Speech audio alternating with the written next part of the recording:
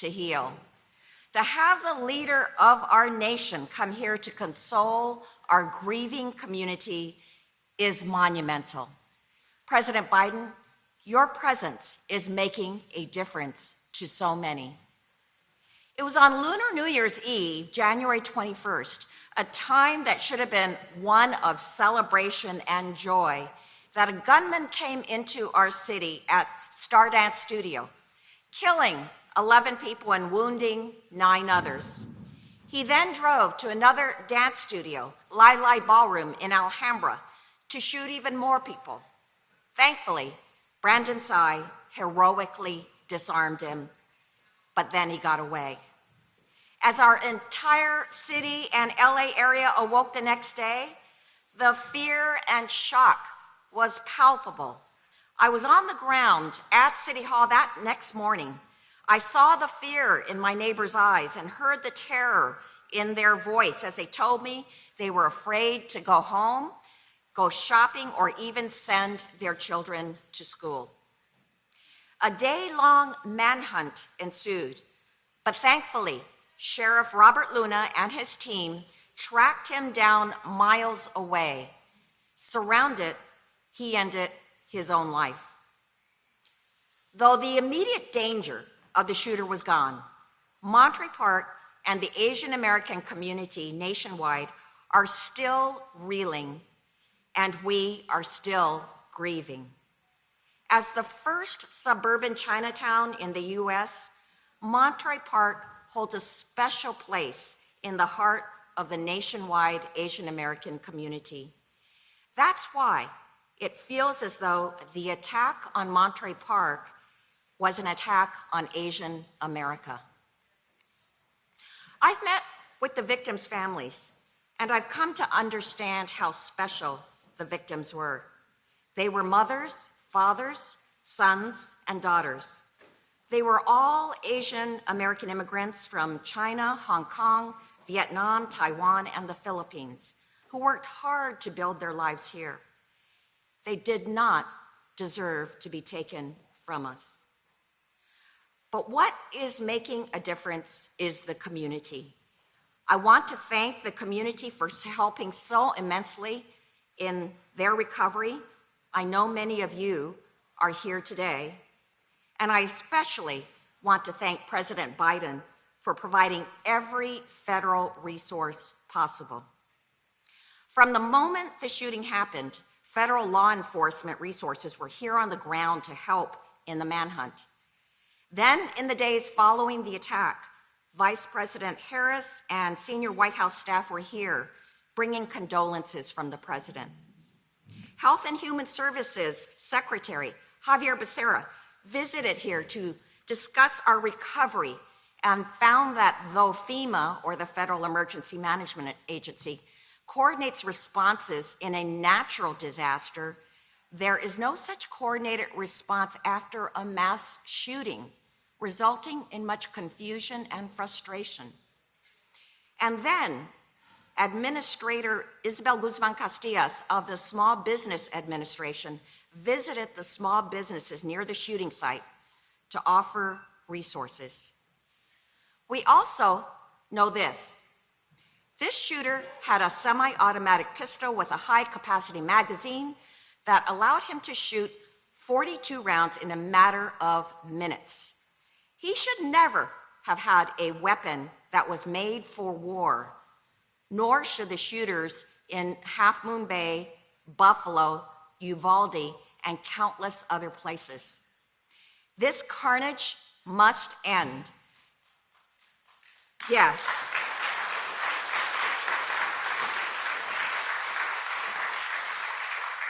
And that's why we must pass a national assault weapons ban.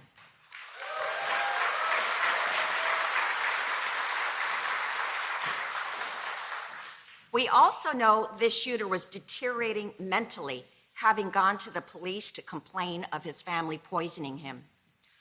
Our red flag law could have enabled someone to have his guns removed, but I doubt that our immigrant community knows about it. So multilingual outreach is needed about this law to all our communities.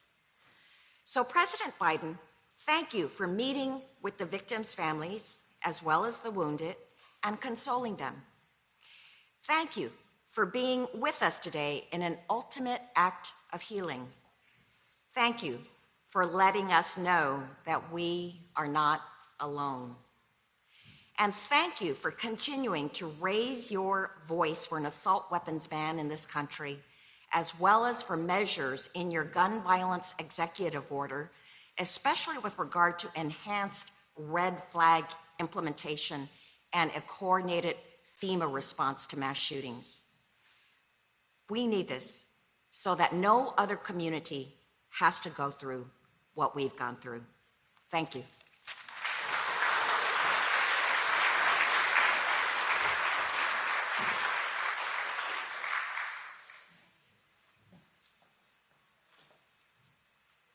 Please welcome Los Angeles County Supervisor Hilda Solis.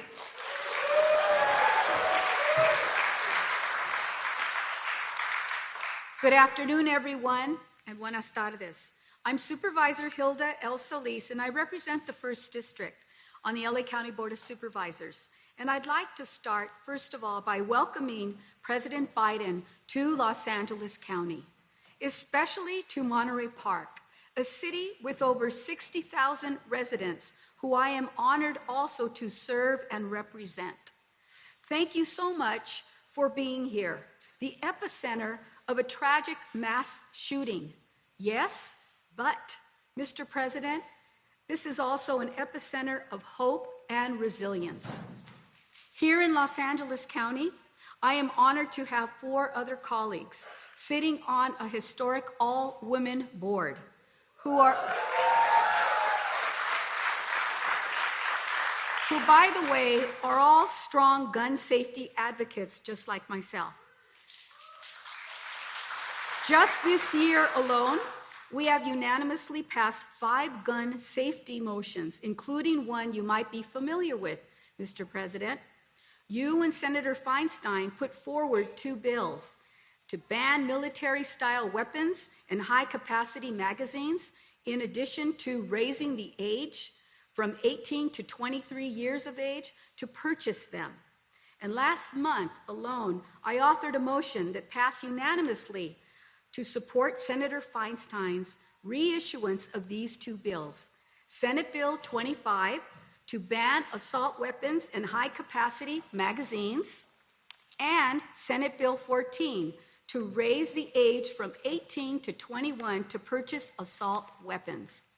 Mr. President, you are exemplifying what we need: strong leadership on all levels of government, to be brave, to be courageous, and to stand with victims and survivors against gun violence. I refuse to believe that thoughts and prayers are going to somehow protect our children and lift our country out of this gun crisis. Your issuance of an executive order on gun control today is a perfect example of what is needed precisely here in America. Every day, we use the authority we have at the Board of Supervisors to keep our 10 million residents safe from gun-related violence, and to support the work of other brave colleagues that you're going to hear from, and you already heard from our Congresswoman, you'll hear from our U.S. Senator, but you'll also hear from our President. And next Tuesday's meeting at the LA County Board of Supervisors, I will be putting forward a motion to support President Biden's executive order. Mr. President,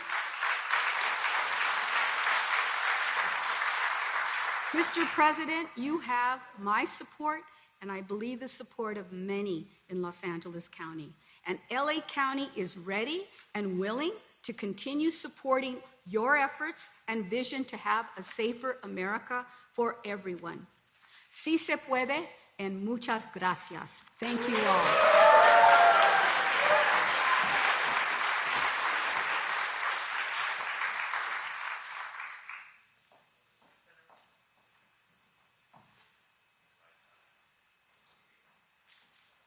Please welcome Senator Alex Padilla.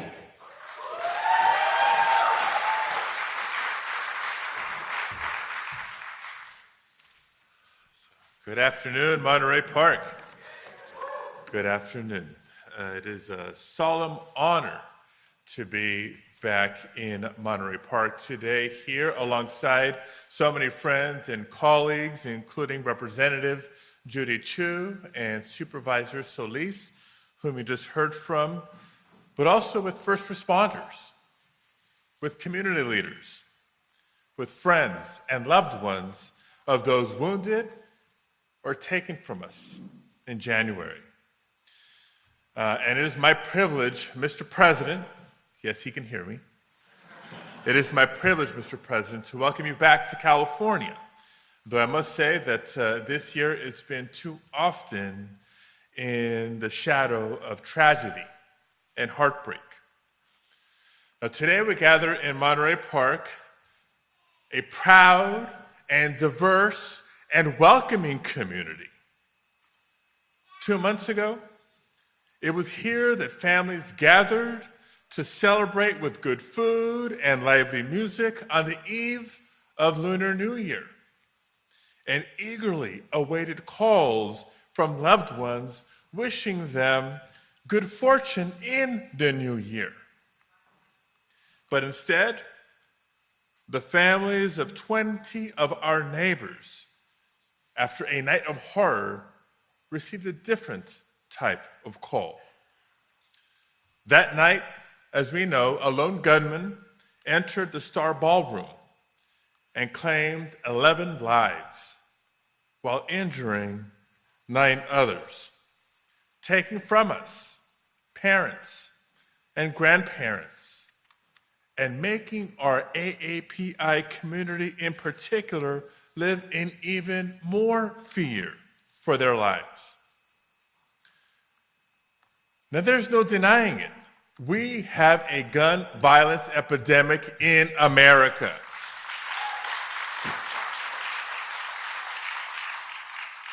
The gun industry continues to work overtime to create a culture of chaos because to them, American lives are worth less than the profits they make on the guns that they sell. But last year, under President Biden's leadership, Congress broke the stranglehold of the gun lobby when we passed meaningful gun safety legislation for the first time in nearly 3 decades.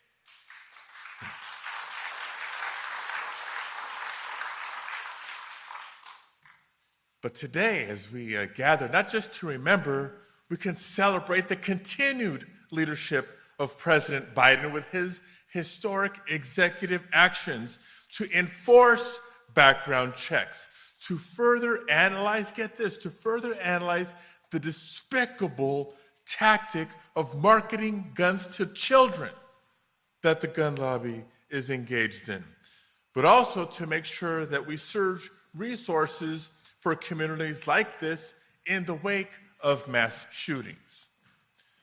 Despite the good that these executive orders will bring, as we all know, there will still be more work to do. That includes bringing back universal background checks. Absolutely. And as Supervisor Solis just mentioned, we should follow the example of then Senator Biden and our own Senator Dianne Feinstein for their work in 1994 in banning the sale of assault weapons, and we should ban high-capacity magazines as well.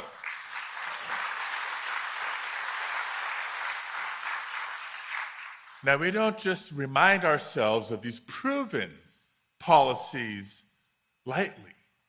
We know the work that we have cut out for us. So we are very clear-eyed in knowing the opposition that we continue to encounter from Republican members in Congress who stand in the way of these common sense gun safety measures. And it would be easy, as we have in trauma after tragedy after trauma after tragedy after so many years, to feel hopeless.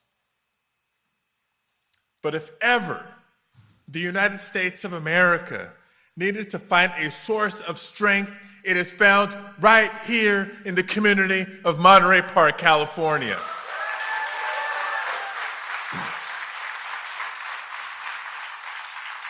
Just think about what we saw, what the nation saw in the days and weeks after the tragedy in January. What we saw was remarkable resilience. We saw the strength of those who rallied this community, like my guest at this year's State of the Union address, the former mayor, Henry Lowe. I'll give him a round of applause. Along with the new mayor, the entire council, all the leaders of this community, elected and otherwise, who came together to call for calm and healing for so many families. We saw the strength of this very Boys and Girls Club, who honored those lost by celebrating Lunar New Year and giving kids a chance and a place to play or to cry and to heal.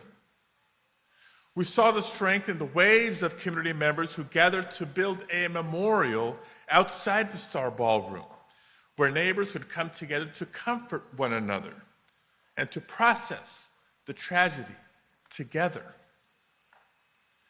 You see, as we heal, and it's a process, it will continue to take time, but as we come together to heal, we know, just as President Biden knows, that the pain and the heartbreak may diminish over time, but it will never completely go away.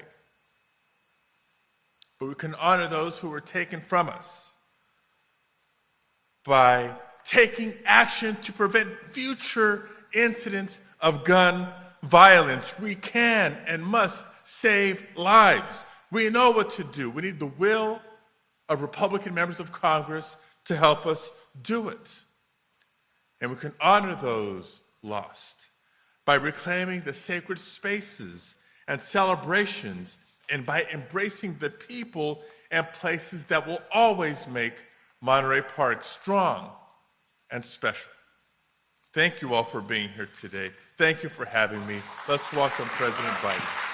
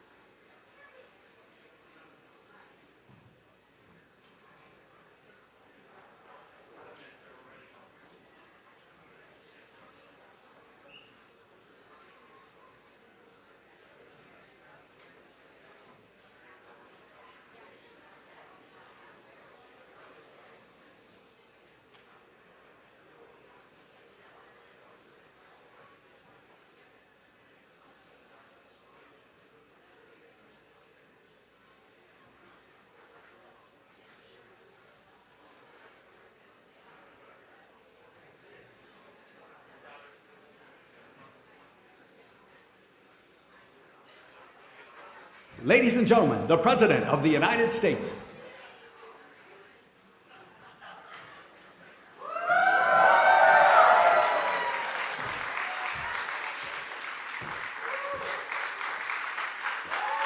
Good afternoon. Thank you. Thank you. Please have a seat if you have one.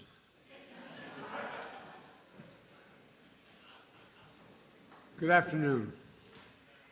Saturday, January 21st, 2023, Lunar New Year, a time to enjoy. A ballroom dance studio, place of happiness, friendship, and belonging. People across backgrounds and generations celebrating their cultural roots and bonding through ballroom song and dance. Place of refuge where immigrants have lived for years. Supported new immigrants who just arrived, becoming not just friends, but family. But as we all saw, a day of festivity and light turned into a day of fear and darkness. A holiday of hope and possibilities marked by horror and pain. Vibrant dances, music replaced by vigils and memorials. 11 souls taken, 9 injured. Private mourning made public. That sense of safety shattered. Survivors will always carry the physical and emotional scars. Families left behind who will never be the same. One of the worst mass shootings in California history. A tragedy that has pierced the soul of this nation here in Monterey Park, the San Gabriel Valley, the heart of the Asian American community. My dear friend Judy Chu, former mayor of Monterey Park, your Congresswoman and chair of Congressional Asian Pacific Caucus. Senator Alex Padilla, champion for this community, the entire state. My good friend Supervisor Hilda Solis and all elected officials, law enforcement, first responders, faith leaders, community members, all here today. You've shown up for this community, and I know you always will. To the families of victims who spend time, I get a chance to speak with today, and whom Vice President Harris spent time with a few weeks ago. I'm here on behalf of the American people to mourn with you, to pray with you, to let you know you are loved and not alone. Every case is different, but I know what it's like. I know what it's like to get that call. I know what it's like to be told. I know what it's like to lose a loved one so suddenly. It's like losing a piece of your soul. It's like a black hole in your chest you feel like you're being sucked into. Suffocating, hardly able to breathe. The anger, the pain, the depths of the loss so profound it's hard to explain. The suddenness tends to magnify the grief. As time passes, the shock and numbness slowly make way for the sobering reality of their absence. An empty chair at the dinner table, the birthdays, the anniversaries, the holidays, without them. Everyday things, small things, the detail you miss the most, the scent when you open that closet door, the park you go by that you used to stroll in, the morning tea you shared together, the bend of his smile, the perfect pitch of her laugh. As Judy shared with me, this is a tight-knit community with intergenerational households and deep reverence and respect for its elders.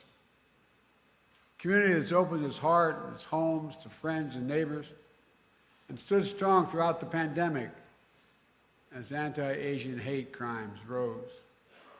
A community that, in the face of horrific tragedy, has become a symbol of hope and resilience. Pushing forward together, healing together, people from all faiths and backgrounds rallying to show their love and support, raising money for funeral costs and memorials, providing counseling, and translation services to the victims' families, providing and proving that even with heavy hearts, we have unbreakable spirits. As a nation, remember them. Immigrants from China, the Philippines, Vietnam, Taiwan, all of whom found a home in America. Mr. Ma, age 72, a pillar of the community, a beloved manager and dance instructor at Star Ballroom. He walked patrons to their cars at night, helped new immigrants find jobs. His children and grandchildren will carry on his legacy in the spirit of one of his favorite Chinese proverbs: cherish the people in front of you. Cherish the people in front of you. And Igao, 72, Mr. Nice, for his kindness, his positivity, his infectious smile, a free spirit always ready to lend a helping hand. He died shielding his dance partner. Shoju On Yu, 57, devoted mom, wife, sister, woman of faith, always there to help others, bringing food and newspapers to family members who had trouble walking. Always, always working tirelessly with her husband to build a future for their 3 children. Nancy Jian, 62, known as Sister Sunshine.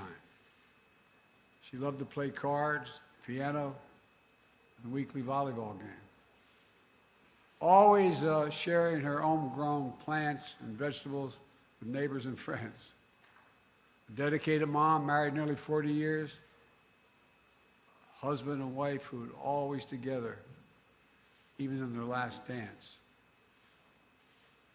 Valentino Alvaro, 68 years old, a servant of God, life of the party, storyteller, who made the whole room laugh, a man devoted to his children and his grandchildren. Mei Minan, 65, the bedrock of her family and friends. The eternal optimist, avid dancer who'd visit the studio every weekend, often leaving snacks behind for her classmates. She radiated positive energy through her laughter, her kind words, and her smile. Moy Dayun, 67, refugee, community builder, cherished friend, known for her kindness, her sweetness, her generosity, her beloved family, the center of her world. Diana Tom, 7 years old, devoted daughter, wife, mother, grandmother, who loved to sing karaoke. A giver and an adventurer who loved to explore new foods and travel the world. Charles Zhao, 76, grateful, reflective, believed in living to the life to the fullest. He constantly showed his family and friends and showered them with warm words of encouragement, hope, and love. Tao Yo, 64, a lifelong learner. He retired as a business manager and was pursuing a second career as a pharmacist while caring for his elderly mother. A man beloved by his wife, children, and friends for his compassion, his determination, and his wisdom.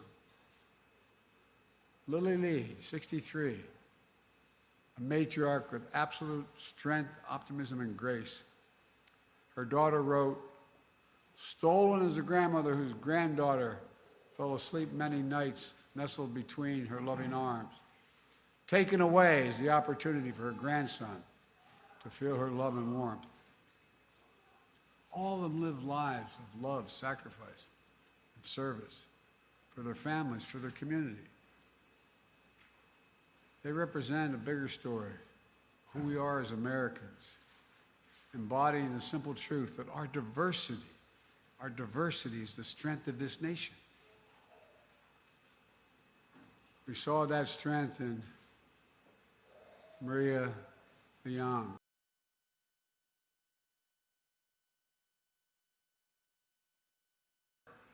Into creating a warm, welcome space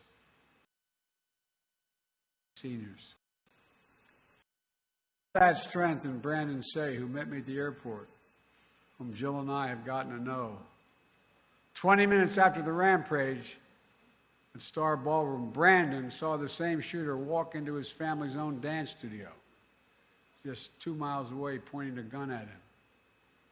In an instant, he found the courage to act and wrestle a semi-automatic firearm away. Brandon saved lives. He protected the community. At Half Moon Bay, just 2 days later, he got it.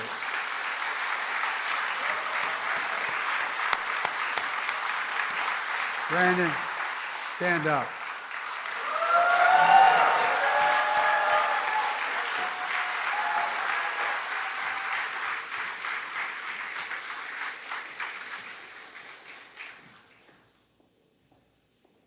Half Moon Bay, just 2 days later, we saw heroism from police officers, firefighters, and other first responders who rushed into the danger to save lives. As many of you know, Jill and I invited Brandon as our guest at the State of the Union message because we wanted the country to know all of you, not just Brandon, all of you, the character of this community, the faith you have in this community, the pride. We see it in you across all of American life. Just this week, a film about resilience and power of the Asian American immigrant family made history at the Oscars.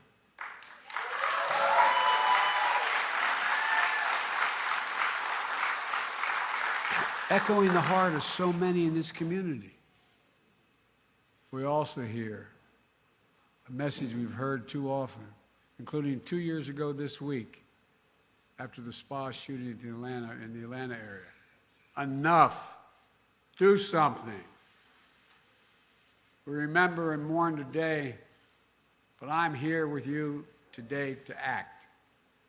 Last year, after the mass shooting in Buffalo, New York, and Uvalde, Texas, I signed into law, after being both places, a bipartisan Safer Communities Act, most significant gun safety law in almost 30 years. That was in addition to me signing more executive actions to reduce gun violence than any of my predecessors at this point in their presidencies. Today, I'm announcing another executive order that will accelerate and intensify this work to save more lives more quickly. First, this executive order helps keep firearms out of dangerous hands, as I continue to call on Congress to require background checks for all firearm sales. And in the meantime, my executive order directs my Attorney General to take every lawful action possible to move us as close as we can to universal background checks without new legislation. It's just common sense to check whether someone is a felon, a domestic abuser, before they buy a gun. The executive order also expands public awareness campaigns about the red flag orders, laws, which my son, before he died, Attorney General in Delaware, was a great proponent of and instituted. So more parents, teachers, police officers, health providers, and counselors know how to flag for a court that someone is exhibiting violent tendencies, threatening classmates, or experiencing suicidal thoughts that make them a danger to themselves and others, and temporarily remove that person's access to firearms. And it promotes, this executive order, safe storage for firearms, something every responsible gun owner agrees with. Second thing it does, the executive order ramps up our efforts to hold the gun industry accountable. It's the only outfit you can't sue these days. It does that by calling out for an independent government study that analyzes and exposes how gun manufacturers aggressively market firearms to civilians, especially minors, including by using military imagery. And it directs the Attorney General to publicly release alcohol, tobacco, and firearms inspection reports of firearms dealers who are cited for violation of the law.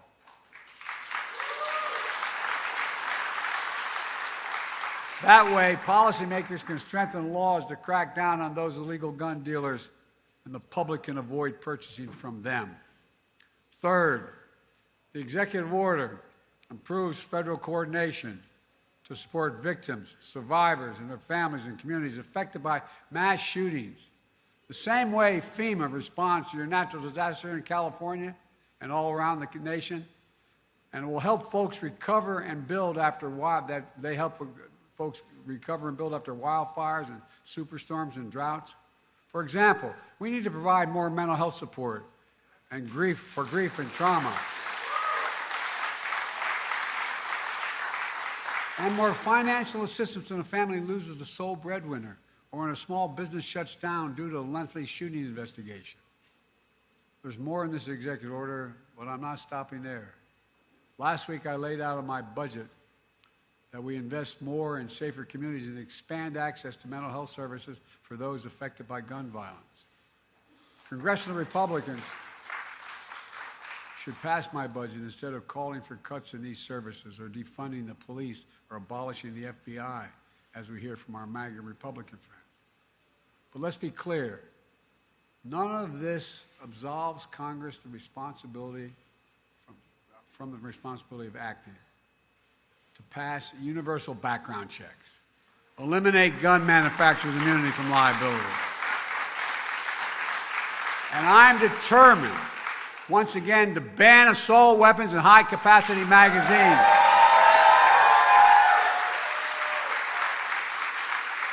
I led that fight to ban them in 1994. The 10 years that law was in place, mass shootings went down. Our Republican friends let it expire 10 years later. And mass shootings tripled since then, tripled. So let's finish the job. Ban assault weapons, ban them again, do it now. Enough, do something big. Folks,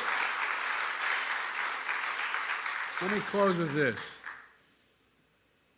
Scripture says, the Lord is near to the brokenhearted and saves the crushed in spirit. A lot of us have been there. As you gather here today, I know your hearts are broken, but I know your spirits are strong. And as you remember and heal, I know the light of your loved one is once again going to lead you forward. It takes time. I tell everyone, at least it did with me, it takes time. But I promise you, the day will come when the memory of your loved one brings a smile to your lips before it brings a tear to your eye. A tear will never fully go away. But when you had that smile first remembrance, that's when you know. That's when you know you're going to make it.